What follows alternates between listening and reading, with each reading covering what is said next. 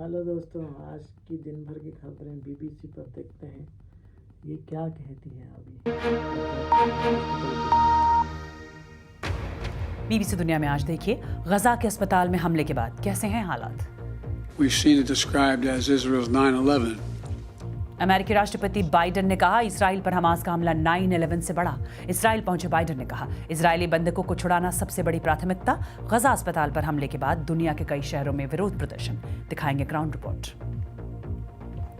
स्वागत है आपका बीबीसी दुनिया में। मैं हूं सारिका सिंह। इसराइल और हमास के बीच जारी संघर्ष की करेंगे बात, लेकिन पहले हेडलाइंस। पाकिस्तान ने किया अबाबील मिसाइल का सफल परीक्षण। परमाणु क्षमता से लैस है missile. Surface to surface missile की रेंज है 2200 किलोमीटर। 2017 में किया गया था इसका पहली बार परीक्षण। रूसी राष्ट्रपति व्लादिमीर पुतिन के समर्थन में आए चीन के राष्ट्रपति Xi Jinping. One belt and road initiative की बैठक के दौरान चीन ने एक तरफा प्रतिबंधों का किया विरोध। यूक्रेन हमले के बाद पश्चिमी देशों ने रूस पर लगाए हैं कई तरह के प्रतिबंध। बीबीसी को मिले सूडान में नस्लीय हिंसा के नए सबूत। सेंटर फॉर इंफॉर्मेशन रिजिलियंस के मुताबिक डारफुर में हथियारबंद लड़ाकों ने जलाए थे कम से कम 68 गांव। अप्रैल में 2 सैन्य गुटों के बीच शुरू हुई थी लड़ाई। इनमें से कुछ अहम खबरों की चर्चा आज बीबीसी दुनिया में।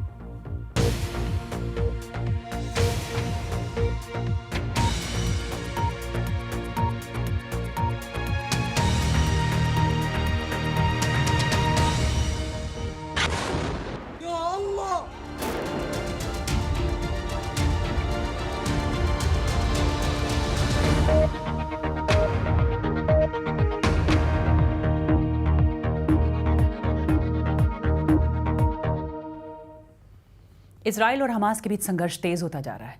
कल गजा में एक अस्पताल पर भीषण हमला हुआ। इस बीच अमेरिका के राष्ट्रपति जो बाइडेन आज इजराइल में थे। वहां उन्होंने इजरायली सरकार से कहा कि वो गजा में मानवीय मदद जाने दें। इजराइल भी इस बात के लिए तैयार हो गया है कि मिस्र के रास्ते गजा में राहत का सामान जा सकता है। उन्होंने इजराइल की जनता से भी वादा किया है कि अमेरिका उनके साथ है।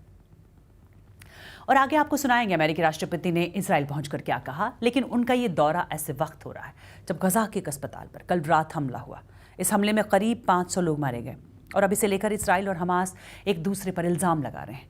लेकिन धमाके की वजह को लेकर इसराइल या हमास के दावों की अब तक कोई स्वतंत्र जांच नहीं हो सकी है। बीबीसी संवाददाता वायरी डेविस बता रहे हैं कि वहां क्या हुआ था। गजा में बीती रात हर तरफ अफरा तफरी का मंजर था। खून से लथपथ जख्मी लोगों को तबाह अल अहली अरब हॉस्पिटल से निकाला जा रहा था। कुछ वीडियो क्लिप्स दिखाए नहीं जा सकते जिसमें बच्चों और बड़ों के टूटे हुए जिस्म सड़क पर मलबे और कारों में पड़े हुए हैं। या अल्लाह, या अल्लाह, या अल्लाह। अस्पताल भी धधक रहा था। फलस्तीनी स्वास्थ्य अधिकारियों का कहना है कि इस्राएली हवाई हमले में सैकड़ों लोग मारे गए हैं। हताहतों में ऐसे कई लोग हैं जिन्हें अपना घर छोड़कर अस्पताल में या उसके आसपास पनाह लेनी पड़ी थी। लेकिन इस्राएल ने अपनी इंटेलिजेंस रिपोर्ट्स का हवाला देकर कहा है कि इसके लिए फलस्तीनी लड़ाके जिम्मेदार हैं जिनका रॉकेट भटक गया। We would have seen craters and structural damage. जिस पैमाने पर तबाही हुई है उसकी वजह इस्लामिक जिहाद का रॉकेट है। उनका रॉकेट फेल हो गया था और बहुत कम दूरी तय करने के कारण ज्यादा तबाही हुई। Is due to the warhead of the Islamic Jihad rocket. इन खराब हालात के बीच अमेरिकी राष्ट्रपति जो बाइडेन इस्राएल पहुंचे हैं। राष्ट्रपति बाइडेन इस्राएल के लिए अपना व्यक्तिगत समर्थन जता रहे हैं, लेकिन उन्हें भली भांति पता है कि हालात के नियंत्रण से बाहर होने का खतरा बना हुआ है।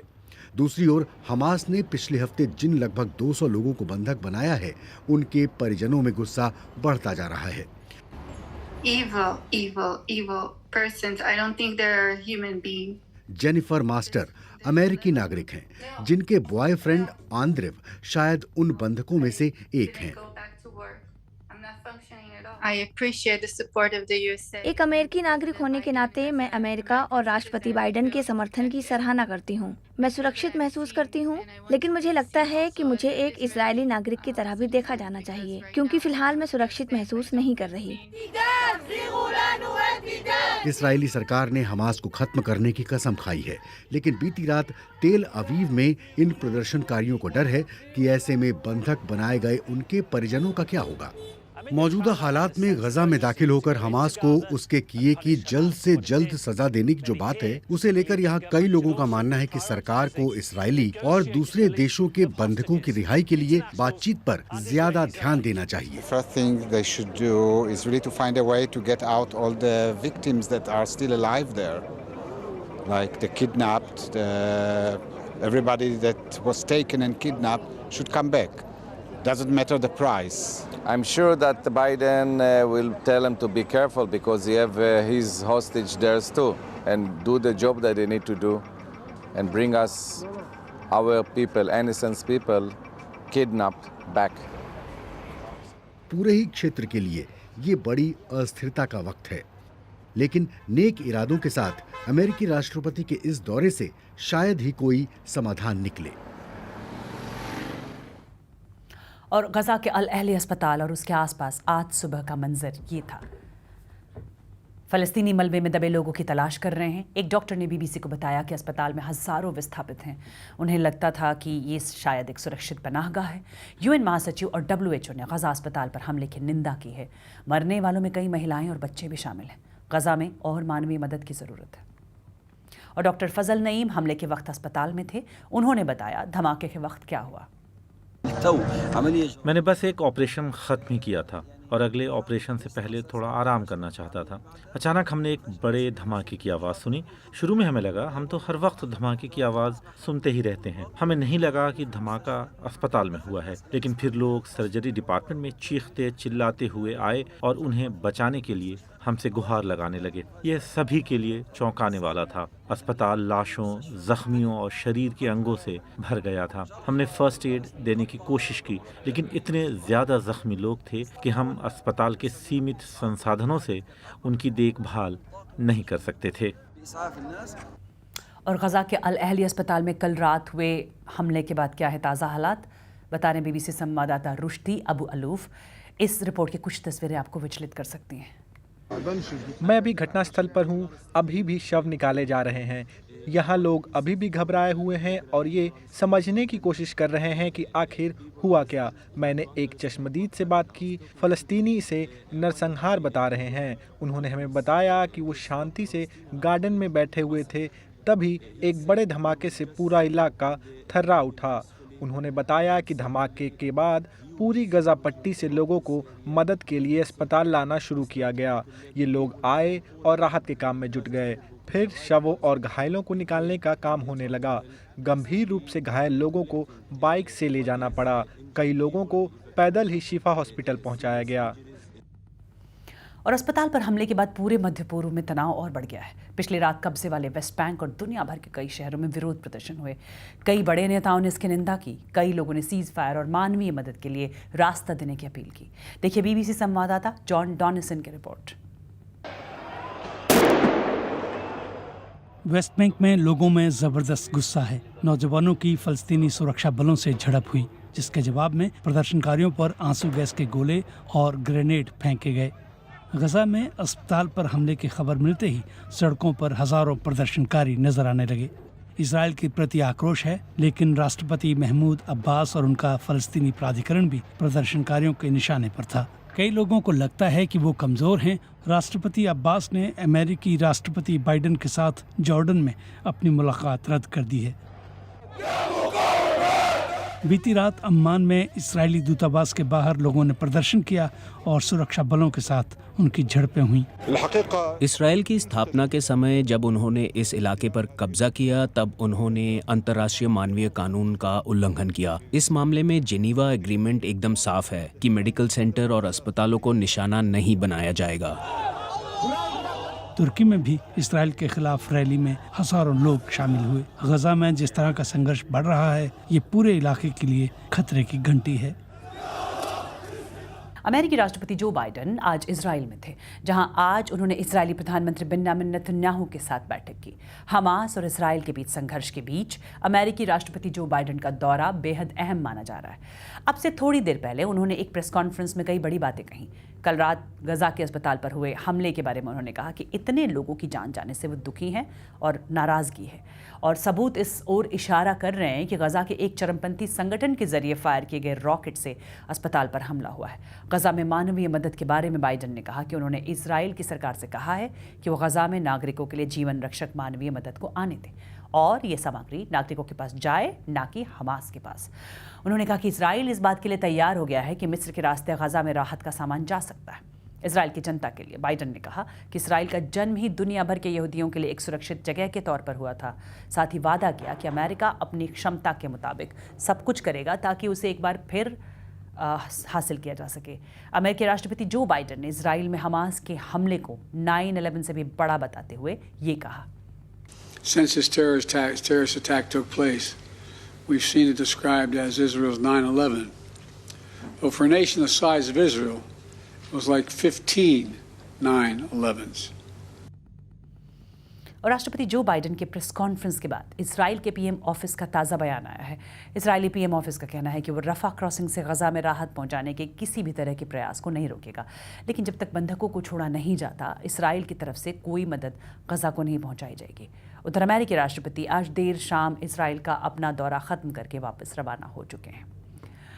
और बात इजराइल लेबनान बॉर्डर की। ईरान के supreme leader Ayatollah Ali Khamenei ने कहा है कि अगर गजा में इजरायली बमबारी जारी रही तो इजराइल के विरोधियों को जवाब देने से कोई नहीं रोक पाएगा। दूसरी तरफ हमास से जारी संघर्ष के बीच इजरायली सेना ने कहा है कि उन्होंने लेबनान से घुसपैठ करने की कोशिश कर रहे 4 चरमपंथियों को मार दिया है। इजरायली वायुसेना भी लेबनान के अंदर हिजबुल्लाह के ठिकानों को निशाना बना रही है। ईरान समर्थित हिजबुल्लाह को ब्रिटेन एक चरमपंथी संगठन मानता है। खतरा इस बात का है कि इजराइल और हमास के बीच जारी संघर्ष मध्य पूर्व के दूसरे इलाकों में भी फैल सकता है। देखिए लेबनान सीमा से सटे इजरायली इलाके से एना फॉस्टर की रिपोर्ट। जब सार्जेंट आई ने इन लोगों को सीमा पार करते देखा तो उन्हें पता था कि क्या करना है। मैं अपनी शिफ्ट में थी और मुझे स्क्रीन पर आतंकवादियों का एक ग्रुप दिखा। मैं समझ गई कि कुछ गलत है। मैं झूठ नहीं बोलूंगी, सीमा के पास यहाँ रहना बहुत डरावना है। मैं निजी रूप से कई लोगों को जानती हूँ जिनका अपहरण किया गया या हत्या की गई है।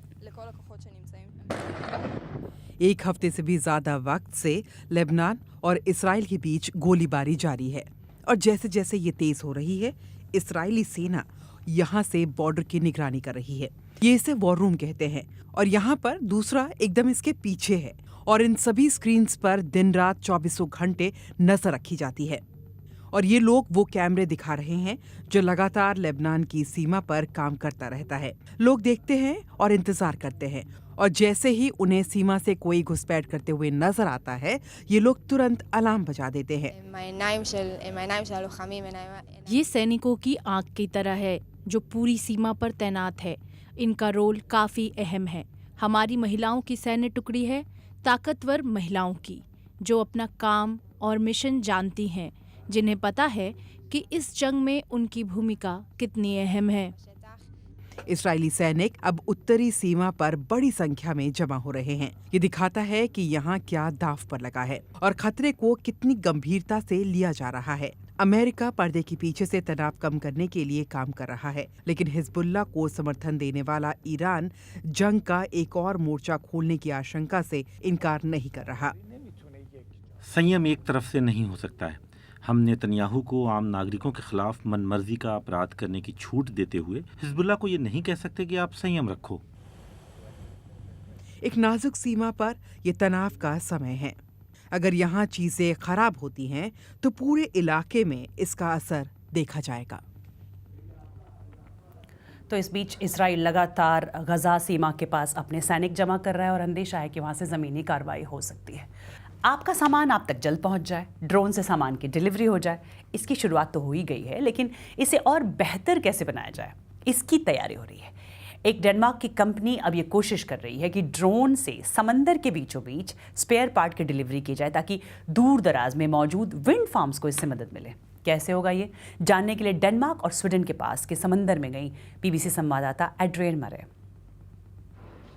ये बैटरी से चलने वाला ड्रोन है जो एक विंड फार्म की ओर जा रहा है, साथ में स्पेयर पार्ट भी ले जा रहा है। ये किसी हेलीकॉप्टर की तरह टेक ऑफ करता है। साथ में 2 से 3 किलो सामान लेकर 100 किलोमीटर तक जा सकता है।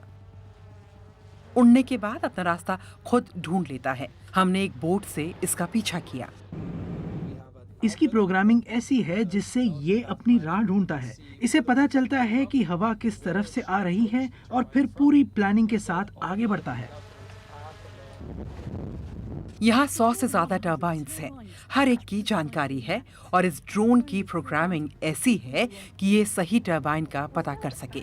हम अभी तट से 20 किलोमीटर दूर हैं, ड्रोन की उड़ान की दिशा में जा रहे हैं और मेरे पीछे वो टर्बाइन है जहाँ डिलीवरी होनी है।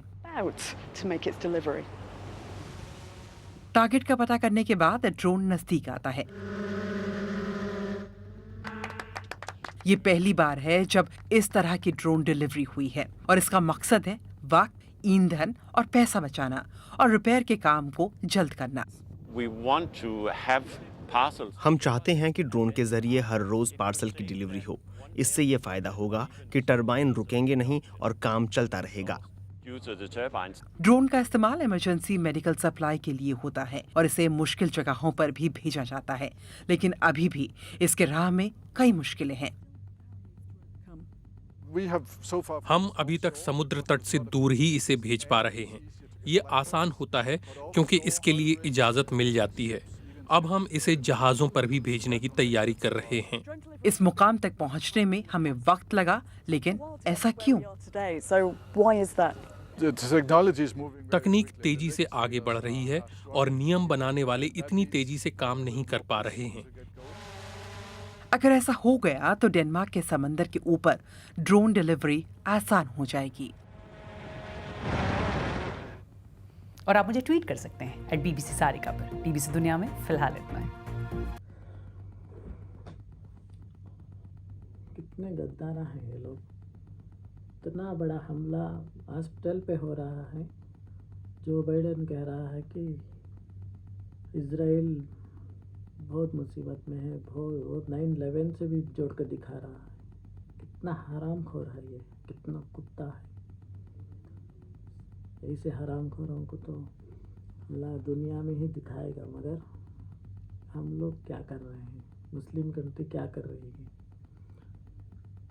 हर कंट्री अपने अपने बिलों में डूब कर बैठी है। बस ईरान एक है जो बोलता जा रहा है इसके खिलाफ। सऊदी अरब का तो नामो निशान नहीं है। वो लोग इतने बद लोग हो गए हैं। ईरान कहीं ना कहीं फ़लस्तीनियों को बचाने की कोशिश कर रहा है, उसके हक में बात तो कर रहा है, खुलकर बोल रहा, जंग की ऐलान कर रहा है। ये लोग बस कंडम करते चले जा रहे हैं। बस अगर कुछ हेल्प होता है तो ईरान कर सकता है, दूसरों का तो कुछ अता पता नहीं है, यकीन ही नहीं है उनके